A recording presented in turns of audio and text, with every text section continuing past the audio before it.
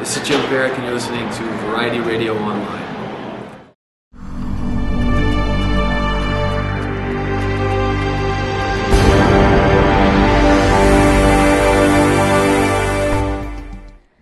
This is Michelle with Variety Radio Online here in Atlanta, Georgia for DragonCon 2013. And we have one of our wonderful guests from True Blood, Jim. Welcome to Atlanta, Jim. Oh, thanks. I'd like to start out asking, what do you think about this season? I didn't watch it. Okay, good answer. Coming back to DragonCon, what are you most looking forward to being here at DragonCon? I think last time I was so overwhelmed because I'd never seen anything like it that I wasn't able to kind of take in specifics. It was just, I felt like DragonCon just hit me in the head. But this time, knowing a little bit what it's about, it's fun to like kind of know what to look for. So different costumes and different kind of tribes of people and stuff, and it's I guess I'm enjoying the people watching a lot better than the last time because I didn't really even know where to look last time. So. You know what's amazing about DragonCon is the costumes and people taking time to build them and create them, and they put hours into them. Has there any one costume stood out to you yet, either that time or this year? Oh man, there's several. There's a really scary nun whose face has been burned walking around. And they did a good job with the makeup because it's really scary. And then there's lots of like half-naked girls with orange beanies on. And somebody said they're called a firefly. Yeah. I don't know what a firefly is. Hey.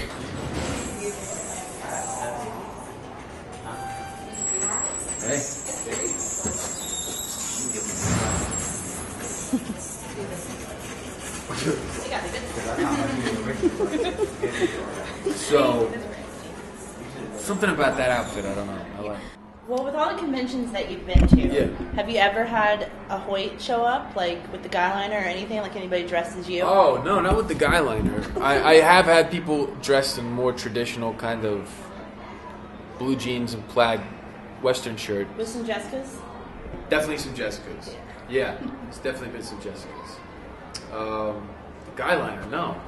I think maybe that was such a brief moment of what we did with the show that I don't know if it would even stick out in people's minds to do it. It's not in my mind. It was interesting, huh?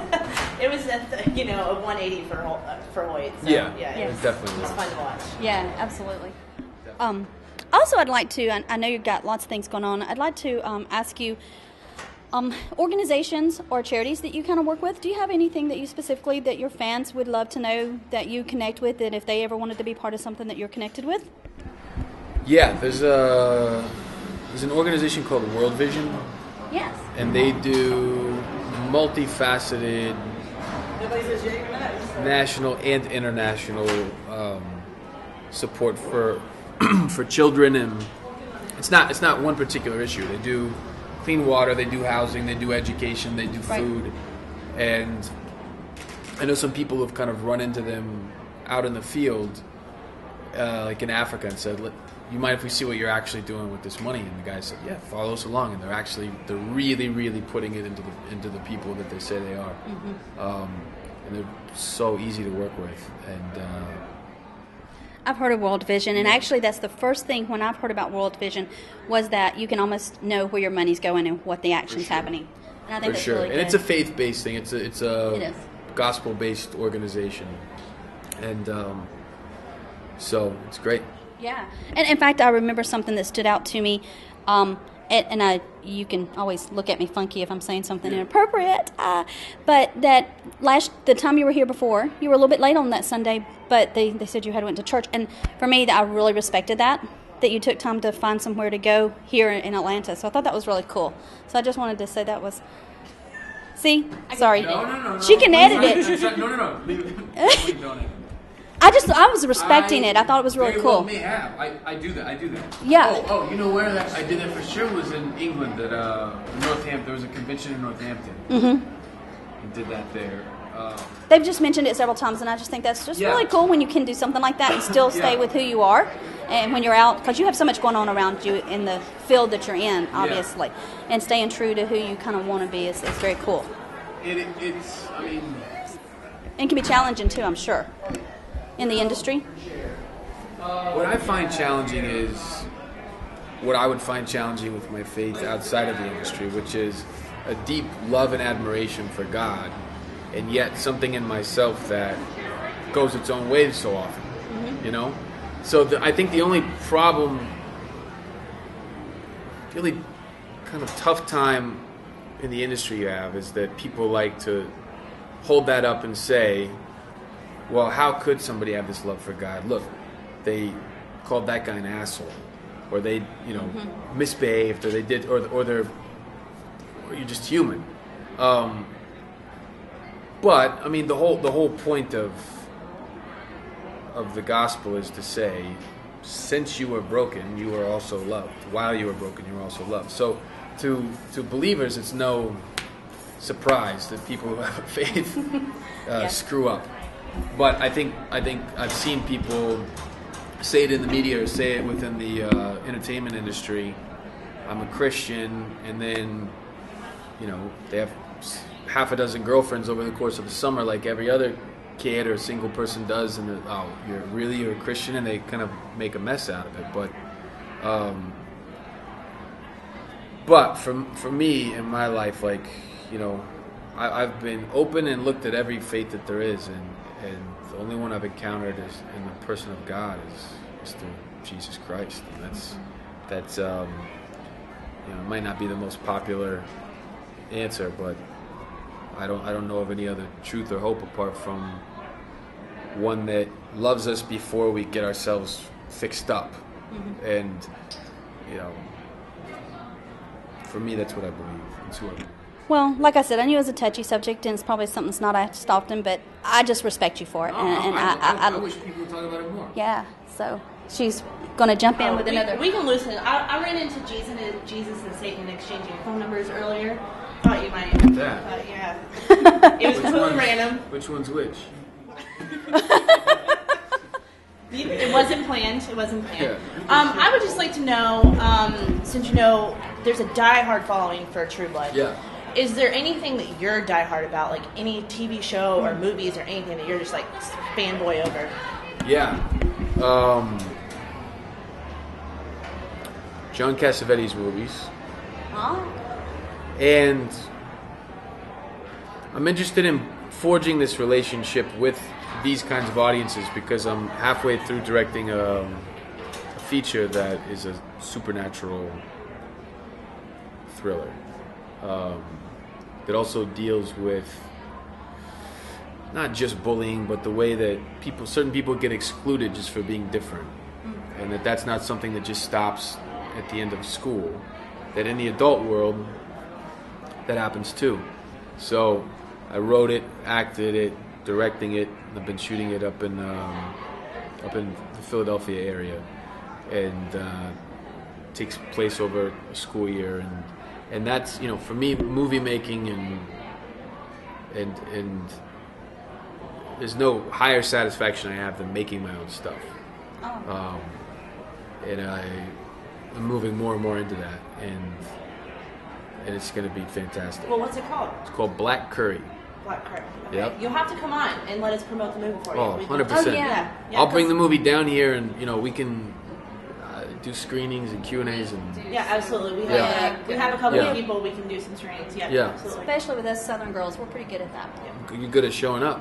I mean, Yeah. So we would love to help support that. Awesome. Yeah. One more thing. We were at Comic-Con, and we did the Anti-Bullying Campaign. Yeah.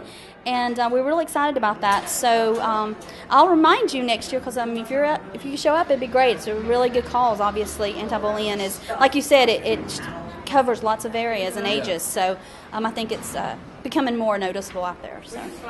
Yeah, I think so too. And it's, I guess it's always been around, but it seems like now, I don't know that we're all more connected. And there's more ways to intimidate and exclude and sort of play cruelty out against one another. And but it seems to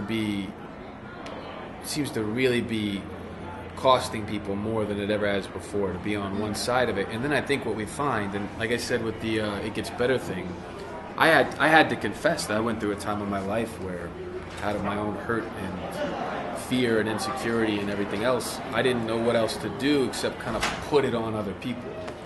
And when Alan asked us to do that campaign, I said, I can't do that without telling the truth about myself.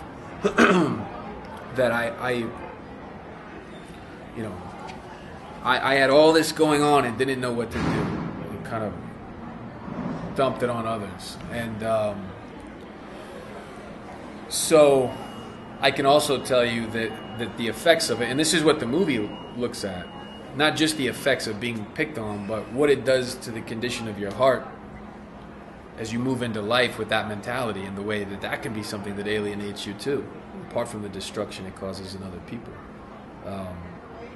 So I think it's time for everybody to get honest with themselves. And actually, I have this plan of how to go to schools and address it and sit people down and randomly take kids, and it couldn't be more different from each other, and sit them down. And I have like a series of things that they can ask each other and tell each other and take in about one another. And at the end of it say, would you ever really want to hurt that person? We move too quick to notice that everybody's people. And we're encouraged by the people who are only seeing us as consumers instead of a race of people, to identify this, that kid's this, and that girl's one of those. And television's responsible for it. Television couldn't be any more fucking irresponsible with the way that it shows young people. And it's a lie, and it's bullshit. And then people watch it and then go to school and play it out, and we wonder why things are messed up. And that please do air, because it's bullshit. And the kids deserve better, and the people only do it because it's easy to sell, and they don't have to use their imaginations to create it, and they don't have to do any real work. And to me, that's a sin. It's a crime. It's a crime against the people that they abuse with it, and it's a crime against the potential of what the medium could be. We don't know what it could be because it's new. It's only 70 years old, 60 years old. And people have given up on it and formulated it, and they stopped. Not all people, but most of this stuff is so silly. It's so dishonest. And so the movie I'm making is very honest. And people are represented as they are and seen as they are and behave as they do. And then we say, but look, those differences aren't reason to exclude or to harm one another or to hold a grudge, but just something to understand. You can take it or leave it, but don't push each other around like that, and don't hurt each other like that. So I have to say I'm very excited about this because all of us came together from different areas, and we don't even live near each other. And I think we've all, being Geek Girls, have experienced some unique things with our stories. I'm kind of excited about this, to be honest, Jim. I'm sitting here thinking, oh my gosh, I can't wait till we can talk to you later about it on air where we can hear you better. But we can do an online interview. I agree with everything you're saying. I've written a couple articles about it myself, and it is 24/7 for some. It starts at school, it goes home to online, into parenting. I mean, everything. It is literally 24/7. We were our radio station was cyberbullied by Twitter, just because we didn't like a character and we was reviewing a show, and we happened to say we didn't care much for that character, not the actor, but we didn't like where they were headed with we were ripped apart for 48 hours. It got pretty nasty. It was pretty sad. Yeah. I interviewed a executive director of a TV show, executive director of Vampire Diaries, and she said something about a character that somebody didn't like, and she started getting death threats. It was crazy. But I love your idea about going into the school. And we definitely, the VRO, we're behind you. Grassroots campaigns, we will definitely help out. Yeah, we're right now helping Thunder Road run a campaign about young veterans coming back. So that's another thing that I care about. Yeah. The young vets, that's a whole other story. Yeah. And it doesn't matter what administration, all that shit's an illusion anyway. Absolutely. Those guys come back and it's one administration or another, and they get the same news, which is, we told you one thing. We have a whole great number of wonderful excuses why we're not going to honor the promises we made. Thanks for honoring yours. Thanks for going over there and losing your mind. Right. And now you can't come back and get a job and take care of your family. Yeah. Makes no sense. And, it was all smiles and handshakes when we signed you up and told you if anything happened, we had the best benefits in the world. And I'm friends with vets all over this country that are suffering, that had they known there'd be nobody there to put up their hand and help them out when they got back, they wouldn't have done this shit. They did it out of a desire for service. Part of the agreement was, if anything happens while you serve, we've got you. And it's not just this president or that president, and it's not a party thing. It's not a party thing. This country has we let them get every time. Absolutely devalued and dishonored its fighting people. Yep, absolutely. For a long time now. It's not just this current war, so. No. It's something we seem to not be able to get right. No. And there's 3 times the amount of suicides for Vietnam veterans than there were actually casualties during the Vietnam War. Maybe some questions ought to be asked. I'll definitely send you. It's called Thunder Road Film.com. Okay. Check it out. It's amazing, and it's just 3 actors. They're doing a Kickstarter right now, and they're actually moving from Kickstarter to Indigo. To raise the money to make this movie. It's just the 3 guys doing it themselves, directing it themselves, wrote it themselves. You guys are plugged in with the anti-bullying things. I want to tap them for some money to finish this movie up. I can't say who now until she signs the deal, but a gal who won an Academy Award very recently is going to be in it. Okay. I'm in it.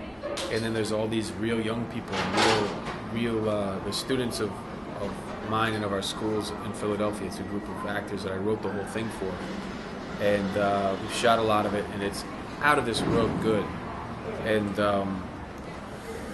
well, when we were at Comic-Con, I got probably 7 or 8 different organizations that I spoke with that about that are working with it in different areas. So I'll be glad to definitely when we get there. Reach out to them and just have them talk to their boosters or whoever, and give them kind of a picture of what the movie's going to be like, and tell them why I think it's so low budget. I've been just doing it out of pocket. But there's a way to do it at a little bit of a higher level that gives it a better chance that I would either need a lot of time to raise the money for, or just some help. And so I want to not be too proud to start asking for it. No, we'd love to help you. We'll wrap it up. I don't want to get you in trouble or get us in trouble. You were so easy to talk to, and then we got on some subjects that obviously are dear to our hearts that we could talk all day about. So.